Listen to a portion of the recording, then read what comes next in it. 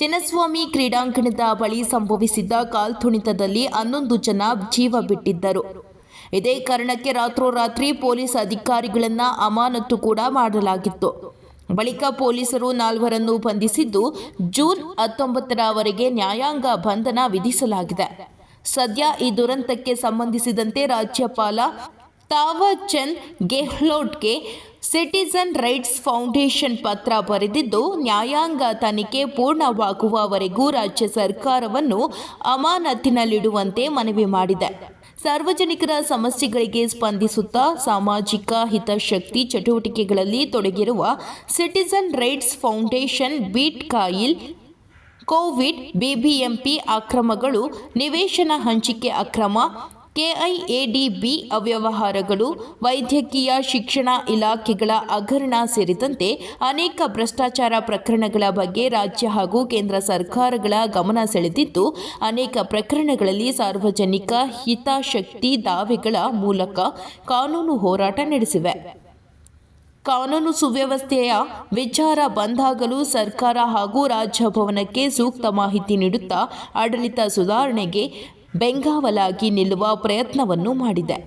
ಇದೀಗ ಬೆಂಗಳೂರಿನ ಚಿನ್ನಸ್ವಾಮಿ ಕ್ರೀಡಾಂಗಣದಲ್ಲಿ ಕಾಲ್ತುಳಿತ ದುರಂತದ ಬಗ್ಗೆ ಹಾಗೂ ಘಟನಾ ನಂತರದಲ್ಲಿ ನಡೆದಿರುವ ಬೆಳವಣಿಗೆಗಳ ಬಗ್ಗೆ ರಾಜಭವನದ ಗಮನ ಸೆಳೆಯುತ್ತಿದ್ದು, ಘಟನೆ ಬಗ್ಗೆ ಸೂಕ್ತ ತನಿಖೆ ನಡೆಯಬೇಕು. ಕಾನೂನು ಸುವ್ಯವಸ್ಥೆ ಕಾಪಾಡಲು ಶ್ರಮಿಸಿರುವ ಅಧಿಕಾರಿಗಳಿಗೆ ಆಗುತ್ತಿರುವ ಅನ್ಯಾಯವನ್ನು ತಡೆಯಬೇಕು. ಜೊತೆಗೆ ತನಿಖೆ ಮುಗಿಯುವವರೆಗೂ 11 ಜನರ ಮರಣ ಹೋಮಕ್ಕೆ ನೇರ ಕಾರಣವಾಗಿರುವ ರಾಜ್ಯ ಸರ್ಕಾರವನ್ನು ಅಮಾನತಿನಲ್ಲಿಡಬೇಕೆಂದು ಮನವಿ ಸಲ್ಲಿಸಲಾಗಿದೆ. ಐಪಿಎಲ್ ಪಂದ್ಯಾವಳಿಯಲ್ಲಿ ಚಾಂಪಿಯನ್ ಆಗಿ ಹೊರಹೊಮ್ಮಿದ ಆರ್ಸಿಬಿ ತಂಡವನ್ನು ಅಭಿನಂದಿಸುವ ಹಾಗೂ ವಿಜಯೋತ್ಸವ ಸಮಾರಂಭ ಜೂನ್ 4ರಂದು ವಿಧಾನಸೌಧ ಹಾಗೂ ಬೆಂಗಳೂರಿನ ಚಿನ್ನಸ್ವಾಮಿ ಕ್ರೀಡಾಂಗಣದಲ್ಲಿ ನಡೆದಿತ್ತು. ಆ ಸಮಾರಂಭದಲ್ಲಿ CM Siddaramaiah, DCM DK Shivakumar ಸೇರಿದಂತೆ ಸಚಿವರು, ಜನಪ್ರತಿನಿಧಿಗಳು ಹಾಗೂ ಅನೇಕ ಅಧಿಕಾರಿಗಳು ಭಾಗಿಯಾಗಿದ್ದರು. ಖಾಸಗಿ ಕಂಪನಿಯೊಂದರ ಒಡೆತನದಲ್ಲಿರುವ ಆರ್ಸಿಬಿ ತಂಡವನ್ನು ಸರ್ಕಾರದ ಅನುಮತಿ ಇಲ್ಲದೆಯೇ ಸಿಎಂ ಸಿದ್ದರಾಮಯ್ಯ ಹಾಗೂ ಡಿಕೆ ಶಿವಕುಮಾರ್ ಅವರ ನೇತೃತ್ವದಲ್ಲಿ ಸಮಾರಂಭ ಏರ್ಪಡಿಸಿ ಸನ್ಮಾನಿಸಲಾಗಿದೆ.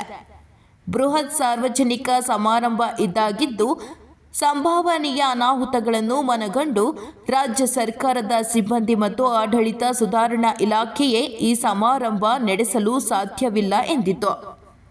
ಆದರೂ ಸಿಎಂ, ಡಿಸಿಎಂ ಅವರು ಹಠಕ್ಕೆ ಬಿದ್ದು ಅಧಿಕಾರ ದುರುಪಯೋಗ ಪಡಿಸಿಕೊಂಡು ಆರ್ಸಿಬಿ ಎಂಬ ಖಾಸಗಿ ಕ್ರಿಕೆಟ್ ತಂಡವನ್ನು ವಿಧಾನಸೌಧ ಆವರಣಕ್ಕೆ ಕರೆಸಿಕೊಂಡು ಸನ್ಮಾನಿಸಿ ಮಾಧ್ಯಮಗಳ ಮೂಲಕ ಭಾರೀ ಪ್ರಚಾರ ಮಾಡಿಸಿರುತ್ತಾರೆ.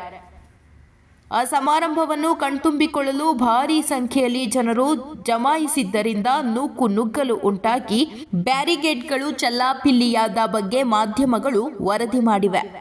ಹೀಗಿದ್ರೂ ಕೂಡ ಅಂದು ಸಂಜೆ ಚಿನ್ನಸ್ವಾಮಿ ಕ್ರೀಡಾಂಗಣದಲ್ಲಿ ವಿಜಯೋತ್ಸವ ಸಮಾರಂಭ ನಡೆಸಲು ಸಿಎಂ, ಡಿಸಿಎಂ ಅವರು ಅವಕಾಶ ಮಾಡಿಕೊಟ್ಟಿರುವುದು ಮಹಾ ಅಪರಾಧವಾಗಿದೆ. ಆರ್ಸಿಬಿ ವಿಜಯೋತ್ಸವ ಸಮಾರಂಭದ ವೇಳೆ 11 ಜನರ ಸಾವಿಗೆ ಕಾರಣವಾದ ಕಾಲ್ತುಳಿತ ದುರಂತದ ಬಗ್ಗೆ ಸತ್ಯಾಂಶಗಳನ್ನು ಮುಚ್ಚಿ ಹಾಕುವ ಪ್ರಯತ್ನ ರಾಜ್ಯ ಸರ್ಕಾರದಿಂದ ನಡೆದಿದೆ.